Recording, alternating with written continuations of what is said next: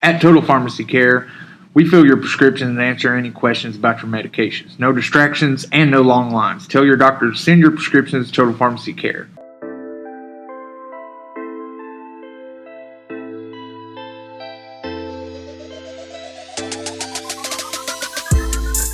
Welcome back to another episode of the Unwired Appalachia podcast. A podcast. It's a podcast that you need to consider. Yeah, bring us into the fold. Don't consider it. Just go subscribe. Everybody has a handful of podcasts they watch. I know I do or listen to. Bring us into the fold, man. We're a quick one. We don't even take up that much of your time. No, like mostly 30 minutes a day. Very efficient we are. Could definitely listen to it on the way to work. Or... No. You don't want to do that because you got to watch it.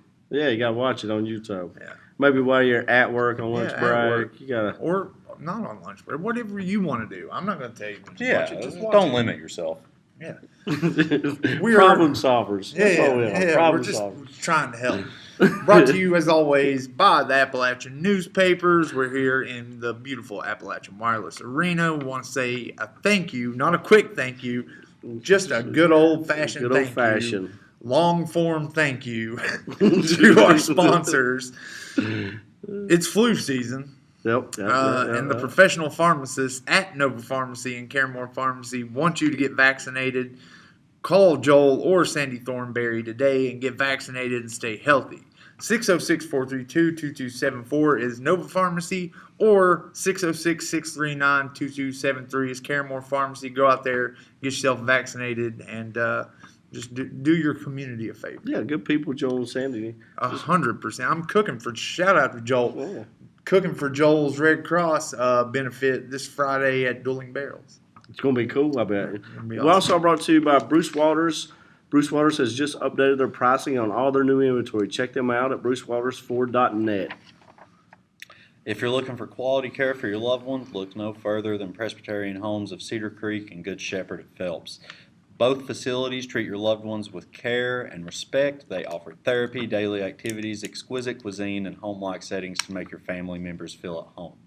Call to schedule an appointment today at Cedar Creek. Call Jessica Thacker, who is Trevor's wife, who has appeared on the show multiple times, at 432-8243.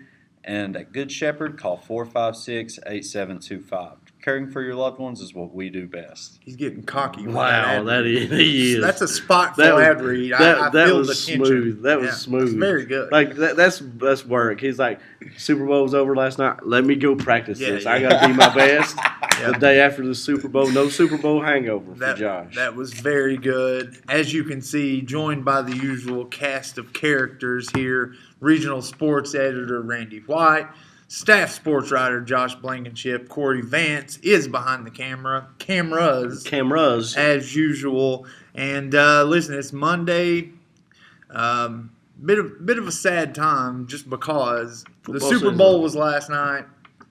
Football season is officially over. No more football. Well, we do have the XFL coming to Fox on February 8th. I mean, I don't know what to expect. I don't know if I'm double forward passes. I saw that. Are they going to bring back the stripper poles?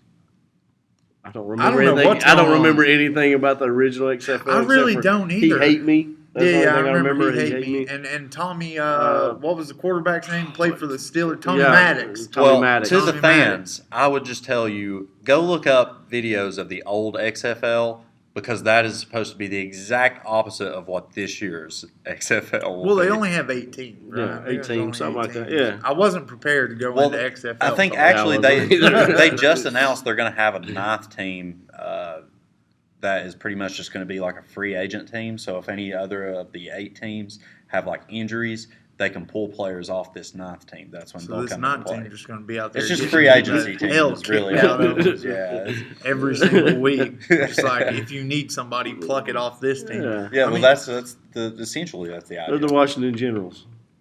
So, do we think another football league in the United States hasn't been able to exist to this point? I don't know if it works. You got to see how the quality of play is. Yeah. It all depends on quality of play. Yeah. If they can make stars, if they can get people interested. I don't know. I mean, it's going to be tough. I mean, people like football season for what it is. The from August to February. Now they're basketball. Like now you switch to basketball mode. I don't know if people want to stay in football. Try mode. to hold with guys that they don't yeah, know. I mean, well, and for me, I know from my, obviously we follow college basketball super close, but to me, the NBA season doesn't even start till football's over. Yeah, February. Yeah, February. Now the NBA season. Now we'll start following the NBA. Yeah.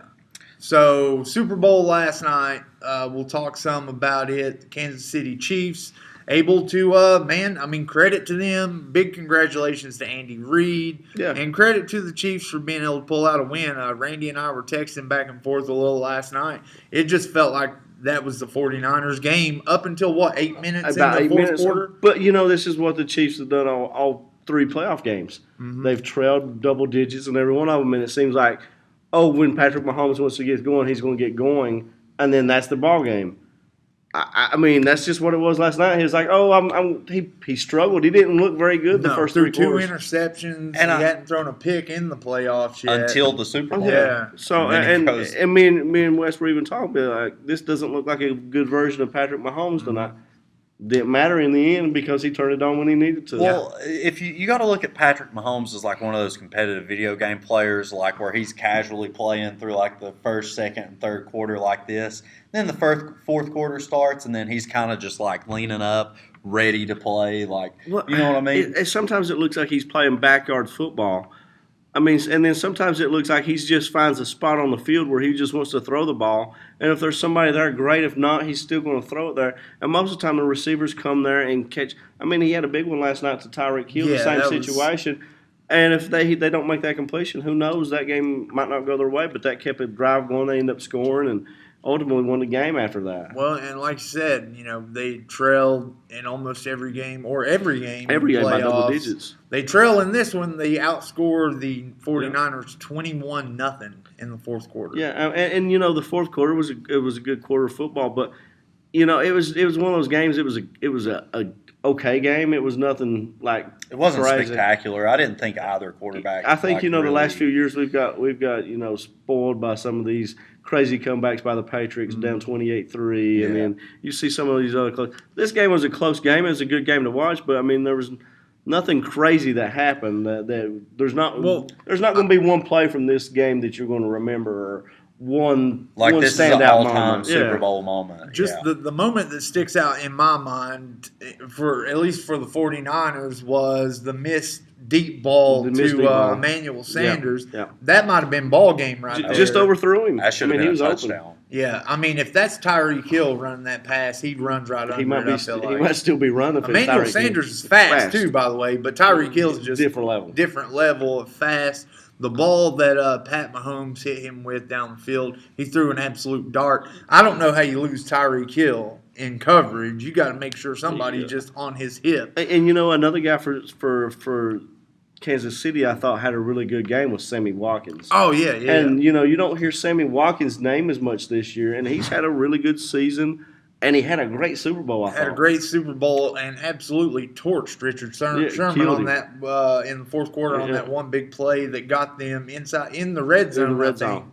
I think it was a 38-yard play. Yeah, Pat Mahomes, up until then had made some good plays with his legs, extended drives by getting out of the pocket and kind of picking up a couple of crucial first downs. But man, I mean, just not the game. We saw him throwing the ball behind guys. I mean, obviously threw the 2 interceptions. And that first one was bad. First one was real bad. Yeah, he's just. The second one was bad. Yeah. I mean, he threw it behind Tyreek Hill. I mean, just plays that he doesn't make. You haven't seen him make yet. Yeah. So. But I mean, this is his 3rd year in the league. He's already won a Super Bowl. Does this put him on the rise to where he's the next the face of the NFL for the next 10 years now? Is he the next Aaron Rodgers type? Is he the next Drew Brees type, Russell Wilson type, where he is in that upper echelon of quarterbacks? Brady's got 6, right? Yeah. And at what age was Brady when he won his first one? Does anybody? He was young. I mean, it's his second or third year. Second year. Was it? 2001, right? 2001, second year. Okay. Well, then maybe he's on track to do something like what Tom Brady did. Well, because who knows what his window is now because he's about to get paid To me, there's only big, one Tom big Brady, dollars. but you still see guys like Aaron Rodgers, Brett Favre, Russell Wilson, who only got 1 or 2 Super Bowls, who are upper echelon guys. Well, already being talked about as Aaron Hall of Fame Rodgers. quarterbacks. Aaron Rodgers got 1. Yeah, and he's an upper echelon guy.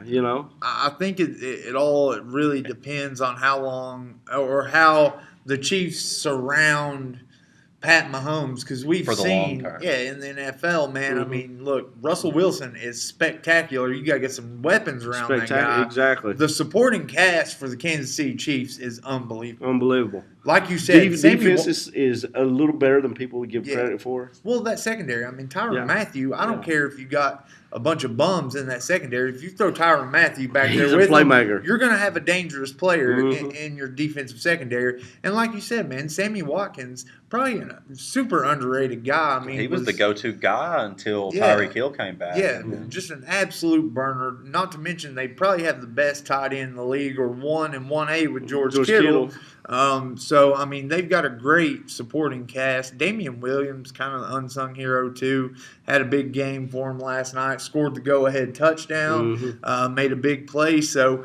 And also, Pat Mahomes breaks the Madden curse. Yep, First man. player to be on the cover of Madden that's won the Super Bowl. Mhm. So I mean, he's out here breaking barriers. I saw a tweet the other day that said, well, the Madden curse took a year off because of how bad it did Antonio Brown. Well, And how about just like in college football and the NFL, you couldn't have 2 coaches that were more like lovable. no, When they're Coach O win the national championship and Andy Reid. then Andy Reid. If you don't love Andy Reid, I mean, he's the walrus. come on, He's man. the big walrus out there. You just gotta love the guy. And we talked about this quote before we came on. Greatest quote of all time. Andy Reid, talking to his team after a win earlier this year, says, "Not all of Mozart's paintings were great, but in the end, them suckers sold for $1 million." Hey, Andy Reid, Super Bowl champ. That's a man who deserves a Super Bowl. he deserves a come Super up with a Bowl quote and a like big that. Just cheeseburger, unbelievable. whatever he wants. Yeah. I mean,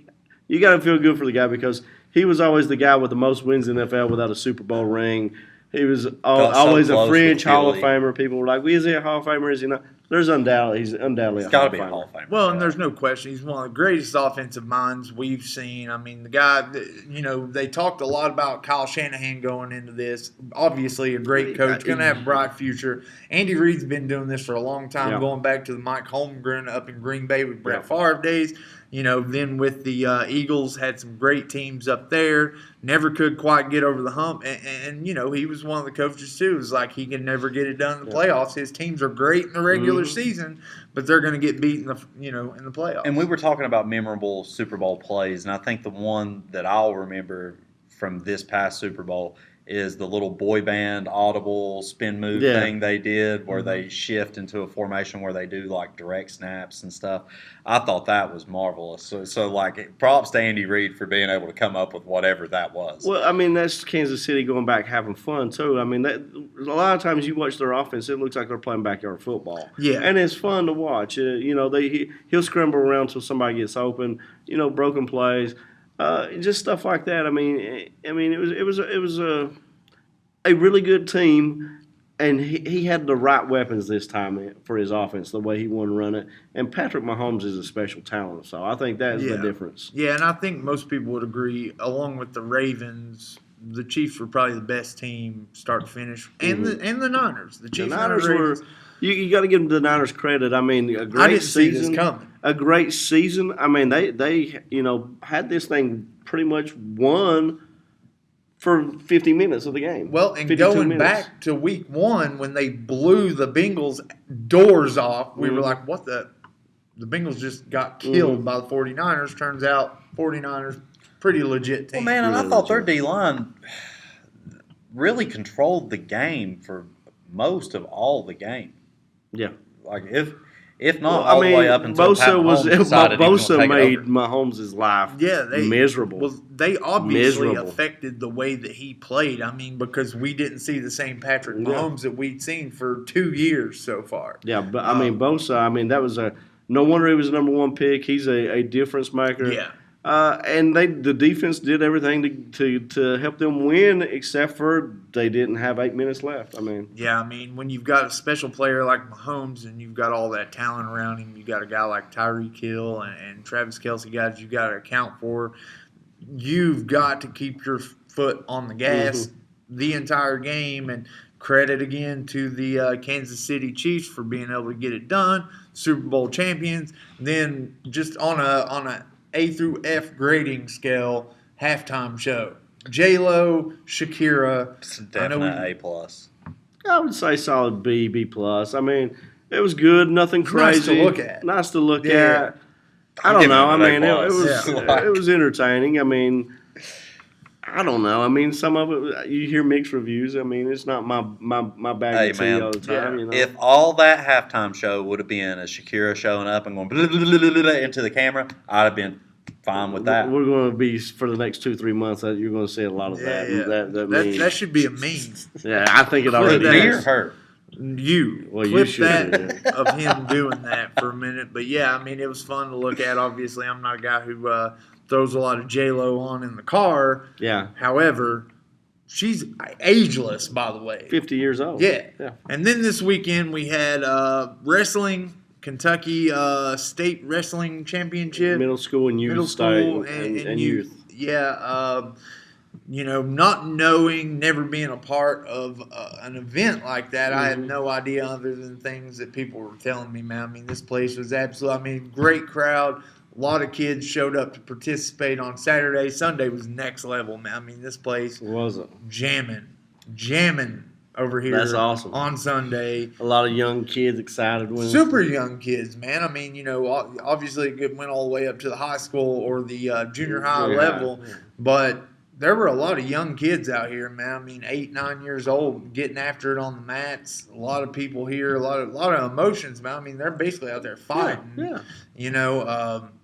So it was a great turnout, man. Great event. And well, Josh come over here and covered some of it. I mean, I think this is one of Josh's first times covering wrestling. It's a little different watching it's amateur not wrestling. No, it's a little different watching wrestling. amateur wrestling. Like Roman Greco type of stuff. Yeah. Josh is roaming around with a chair trying to hit somebody, but they're like, no, this no, not that. Wrong wrestling. That's wrestling. You're used to you showed up thinking it was going to be wrestling. It was wrestling. I don't know, man. I think like the way this sport is kind of blowing up right now is a really awesome thing to watch because it can generate a lot of good things, especially for Pike County and the surrounding counties, because there were places that were filled up. I think Larry Miller told me people were traveling at least 60 minutes, staying 60 minutes out at hotels, traveling to here because everything here was booked out. And I think he said in Pike County alone, there's 700 available hotel rooms at any given time. Well, yeah, this is the first year it had been in Eastern Kentucky. Last couple of years, I think it had been in Louisville. So, you had people coming from all over the state to compete. They were coming from out of state. I met some people, a family that was from Maryland, who had family that lived here, and their, niece and nephew was in the tournament. Yeah. So they traveled from there to come here and watch. And I was like, well, I wonder how many other people are here from different states, just coming in, seeing this part of Kentucky for the first time, or even being in Kentucky for the first time. Well, most of the time, Eastern Kentucky doesn't have the facilities to hold state championship type events. I mean, most of the time we have to travel to Langston, Owensboro, Louisville, wherever. But, now with the arena here, we can host state championships and have that revenue come in for us. So that's a good thing here. And, the other thing is, too, it's good to see these kids out wrestling because, they're learning so much about themselves. They're learning confidence. They're learning leverage. Respect. Sportsmanship. All kinds of stuff. How to take a brutal loss, like to be physically pinned to where you can't move, or to, just be dominated the whole match and then the other person win by points. And then to be able to look them in the eye, shake their hand, give them a hug, whatever. You have to go, shake hands with the coaches. It's just formalities that they do that it's kind of like, I don't want to compare it to mixed martial arts because it's not. It's nothing like that. But I would say that it may lead these kids to, certain or maybe different alternative avenues to succeed in life. Yeah, and it's just an alternative sport. Yeah. When you and I were in school, wrestling wasn't an option. It wasn't Yeah. a thing that you saw in Eastern Kentucky. I'm not sure when I was in school, any high schools that I knew of had wrestling teams. Maybe just a handful. Yeah, so it's just another option for some of these kids to be able to participate in a sport that's teaching them things that they'll probably use the rest of their life. So credit to all of the coaches and parents and wrestlers. Yeah, and that leads to next weekend. We got the regions for high school coming up. It's at Letcher Central. Yeah. You'll see state championship caliber teams like Johnson Central there. Mm-hmm. You'll see Pike Central's high school team there who, they're the Warhawks Middle Yeah. School was here and had 2 or 3 state championships as a middle school.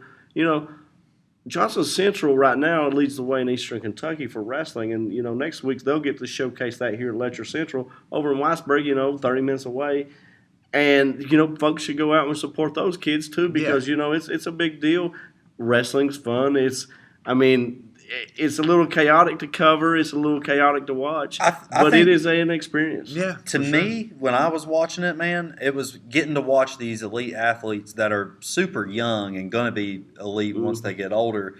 But it's pure athleticism in its rawest form is what wrestling is to me. Like that. Well, and it's action-packed because when you've got an event like that, you've got 10, 12 matches all going on at the same time. Yeah, and then they keep rolling all day. They keep rolling. This thing was, speaking from my perspective, we were downstairs, obviously, in the kitchen. A challenge keeping these concession stands full, by the way. When you got 1,400 wrestlers in the building. But it was jam-packed, and from 7 a.m. till 3 o'clock in the afternoon, essentially, we were nonstop. So, great event. Especially a day after cutting weight. Also on Sunday, there's nowhere open to eat in downtown. Nope. So I'd say you all stayed. it was a good event. I think we'll be looking forward to having that at the arena next year. Everything seems like it went off without a hitch. We'll jump right in from that into UK basketball. Tough game. Dude, I hate losing Bruce Pearl. It's awful. I can't stand Bruce Pearl. I know some people like him because he's a fiery character. I never did like him. Yeah. I'll never like him. I hated him. Anybody that has anything to do with Tennessee, probably by default. Yeah, you're just. But here's what you do know about Bruce Pearl: he's going to have some good basketball teams. That team down the stretch is going to be. They're a good team, but Kentucky had opportunities. They didn't make shots. They got in foul trouble, which, foul trouble was a big issue in that game. Auburn shot 44 free throws. When you shoot 40 free throws, that's a lot. Well, we didn't rebound well. Yeah, Nick Richards only 7 points, 7 rebounds. And still, UK had a chance to win that game. Tyrese Maxey got to step up a little bit. He's got to be a more consistent scorer because he can actually get his shot off. Yeah. Where some of these other guys struggle. Higgins was in foul trouble all game. Yeah, only 5 points, 3 assists. That's tough. Well, and I'll say this, man. I heard a lot of people complaining about calls in that game, which there may have been. Who knows? Most of the calls these refs make are 50-50 calls. But when you send a team to the line 44 times. That's ridiculous. That's lazy defense, bro. A lot of these putting calls. Yourself in bad situations. If you watch the bailing last 3 or 4 UK games, offensive fouls have been a problem. Yeah, and some of them, I don't know if the refs are just calling everything close an offensive foul, but at some point, you would think that these offensive fouls are going to start. Some of these calls are going to start going the UK's way because,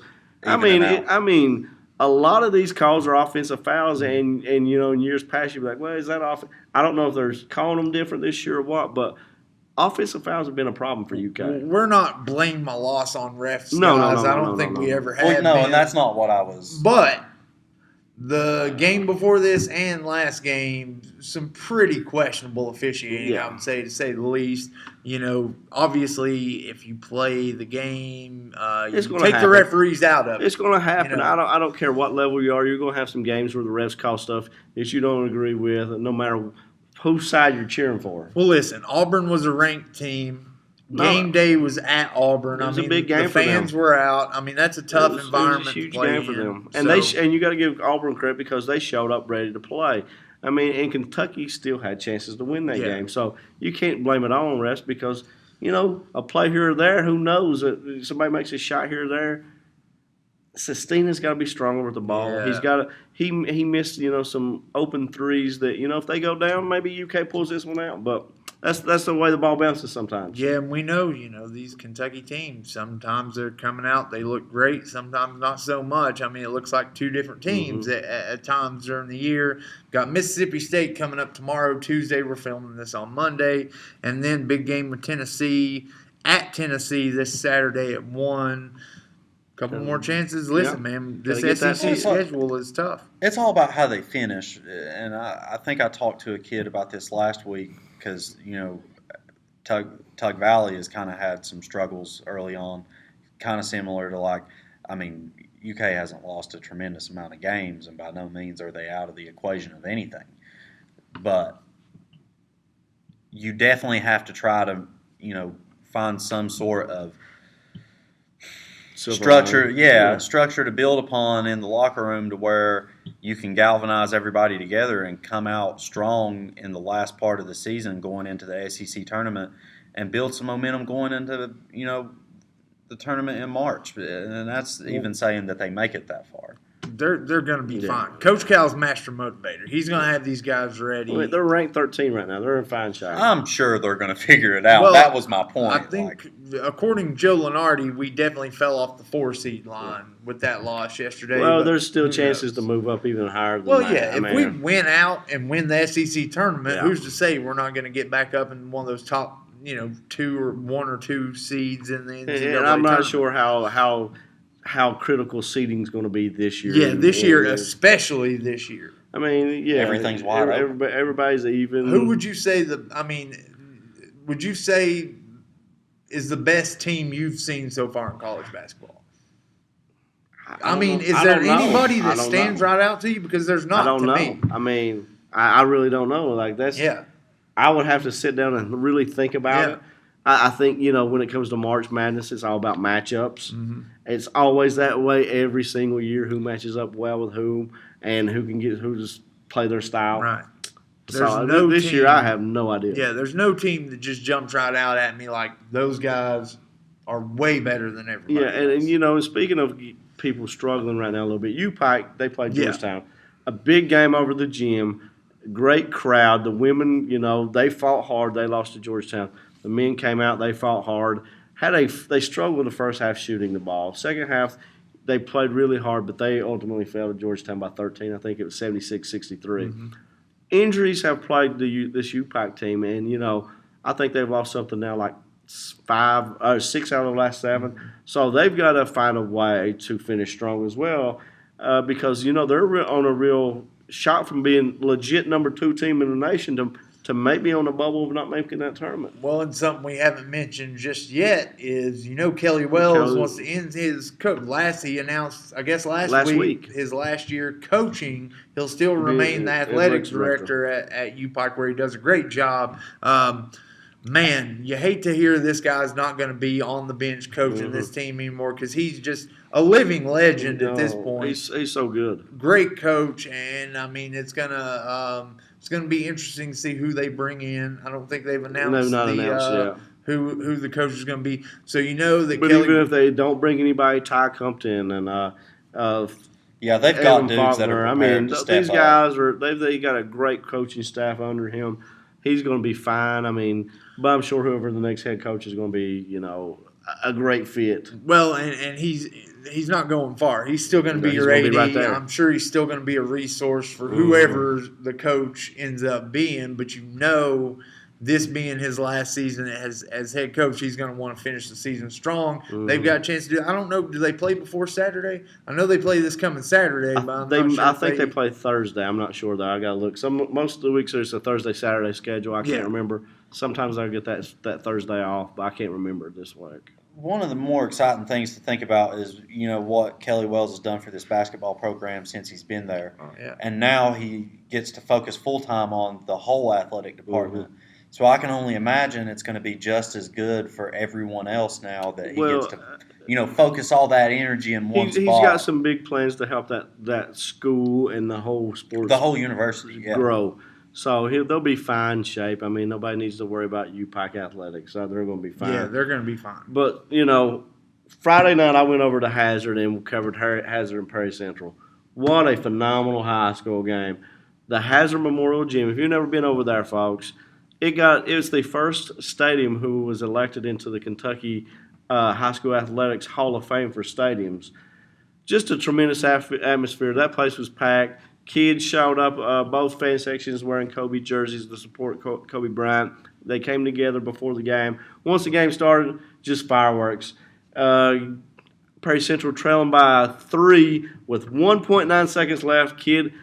Tyler Day hits a turnaround 3 at the buzzer to send it to overtime. And then 8th grader?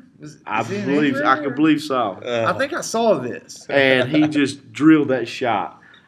Getting to overtime, DeAndre Reed for Perry Central, who had a big charge call late in the end of regulation to help Hazard tie the game up, or to actually take the lead before that 3.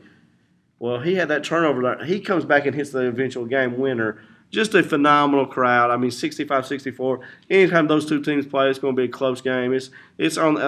People talk about rivalries like Johnson Central, Paintsville, which they played over the weekend as well. Shelby Valley, Pikeville. It's up there with any of those. Right. I mean, and both those teams in the 14th region are going to be fine. It might come down to those two again in that region championship, and if it does, expect more fireworks. Those two teams can play, man. Fun to watch. And then transition right in. Trey Francis, huge game over the weekend. Had a big weekend. He got his 1,000th career rebound over the weekend. He also had a triple-double, 26 points, 15 rebounds, 10 steals. 10 steals. I mean, the kid can play. He's an all-around player. Phelps, they won that district last year. Yeah. They hosted it. They've got a chance to do it. I But think so they're does favorites to Belfry. win it, But so does Belfry. So does Pac Central's getting better, people. They're sneaky good. I went and watched them last week. So that 60th tournament's going to be fun. I think there's 3 weeks left in the regular season. 59th is going to be fun. Shephard Valley Pipe. All these girls' tournaments going to be fun. I mean, we got some good games coming up. Just stay tuned.